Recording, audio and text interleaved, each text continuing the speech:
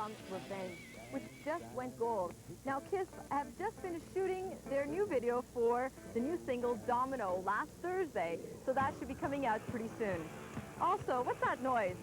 Okay, fine.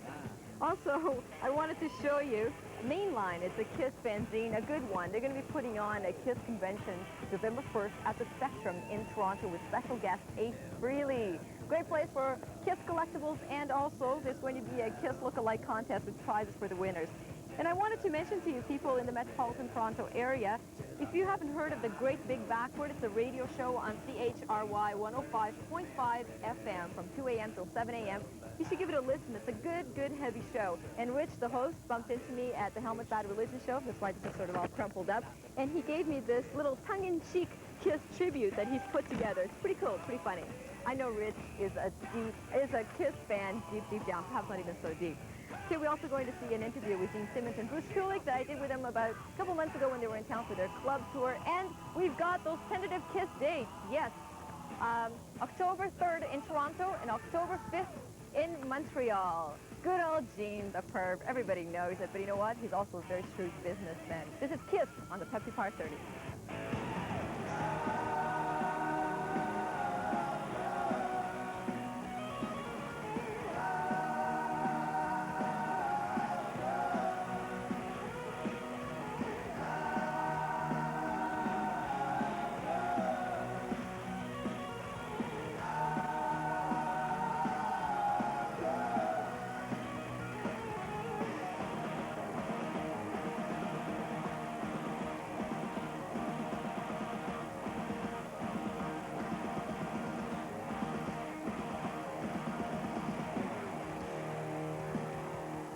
So there does seem to be a different musical direction in this album.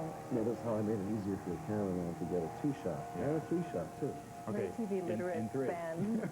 TV lingo. And the music and the image seems to be a little more pared down, more aggressive. Why did you decide to go this route? Why did you decide to go this route? Well, aggressive is a good word. I just think it started on Hot in the Shade tour, our last tour. We were really kicking some ass, if I could say that. And we were having a good time, and I think in some ways our music at times got a little too pop in the past 10 years. We feel like Gene got too busy in the mogul land, and he'll explain that in a minute. But we wanted to commit ourselves to making a really tough rock record, you know, a guitar record, too. That's what Kiss is about. Loud guitars, big amps. He's right. You know, yeah. And Gene came through with some tough stuff. First song was Unholy. Thank you. You like that? Yeah, that's great. So this record, it's not so much like a master plan, but we knew it felt right, you know, where we were headed in 1992. It's been real good. After Eric Carr passed away, we received many letters from fans expressing their condolences.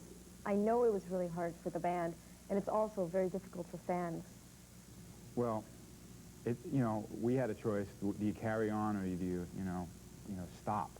And you know, we all loved Eric very much, and it was devastating for all of us. I never had a friend pass away, no less a band member, and he was truly, we were a family. But, you know, I know that we have to celebrate kind of life and not you know, stop everything. And what it is to be in a band like Kiss and play music it's like a gift by God that I want to continue doing, and I know everybody else, we want to carry on. We were fortunate enough to find a really talented guy, Eric Singer, to fill in. Yeah, comparisons, all that stuff, people will do that if they want, but if it feels good to us and we're having a good time playing that music, that means so much to us. And, you know, the record's dedicated to Eric. He's there on one track, a solo that he played, that we had an instrumental track that he wrote. You know, we just have to carry on, and we always will miss him, and there isn't a day I don't, you know, not think about him. But I know he's got to be thinking that, hey, the band should be rocking. That's what we all love doing.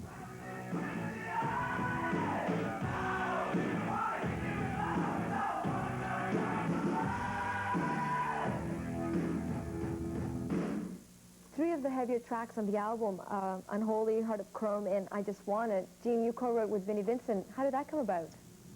This happened, actually, I put Vinnie Vincent out of our minds. He was the guitar player that was in the band for one album and one tour,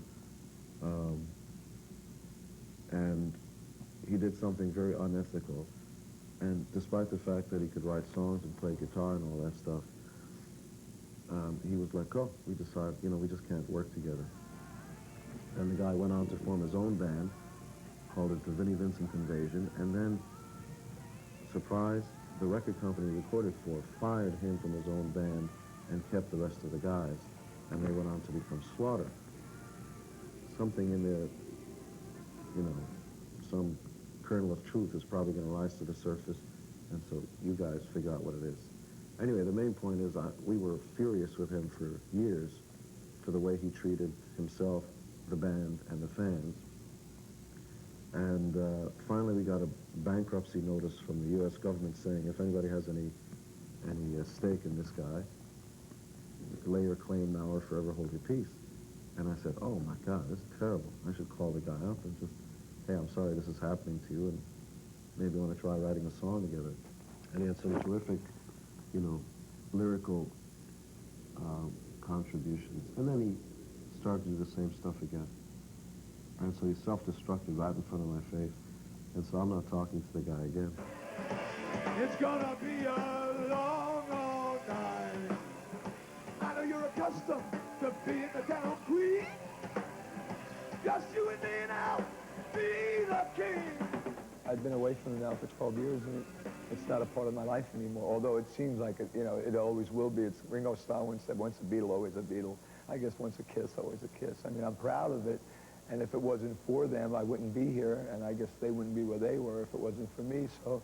But I don't pay attention to them. I'm into a lot of other different music than their music. The earlier stuff was great that we all did together, that I liked, but I don't really listen much to them.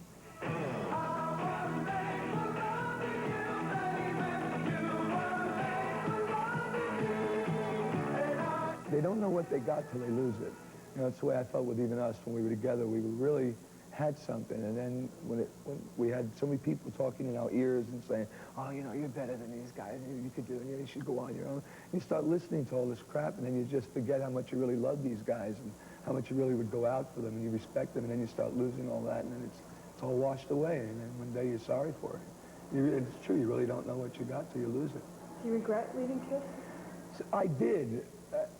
In the early days, I regretted it because I said, Jesus, I walked away from the biggest band in the world. I must have been crazy. But I don't now, because I think if I would have stayed, I would have died. They would have sooner or later found me in a hotel overdosed or something, because I was very heavy into cocaine at the time. And I went to a rehab in '82 and knock on a ladder. I haven't done it in at least 12 years.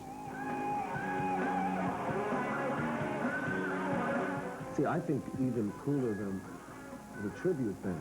We like to call them tribute bands. These bands that put on makeup and really do sort of Kiss songs the way they heard it, the way they remember it, usually on a live record. It's flattering, you know, it touches your heart, and we realize that there's a lot of work that goes into it. But a little cooler for us is this idea of bands who have their own career, that have their own agenda. See, I don't know, we're sounding too smart here, we better say. Anyway.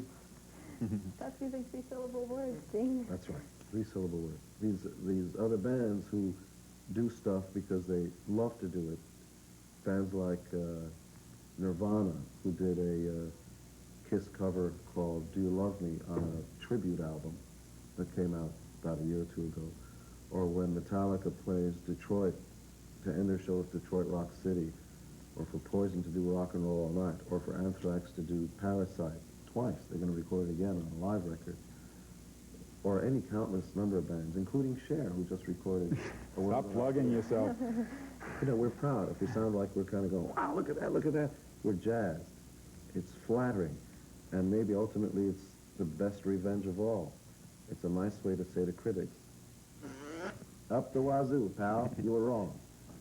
It's nice to make records, it's nice to write songs and stuff, but a long time ago we were aware that Kiss is more than just records and touring. There's something else going on, some communication, some electrical thing. It's almost like electric church sometimes, that that somebody will pick up a guitar and then go on to form a Skid Row or a Poison or Motley Crue or Bon Jovi, any number of bands who say, you know what, when I was a kid, I put on your record and it changed my life. And it touches the cockles of my heart. It's one of the few ways we can get that word on television, isn't it?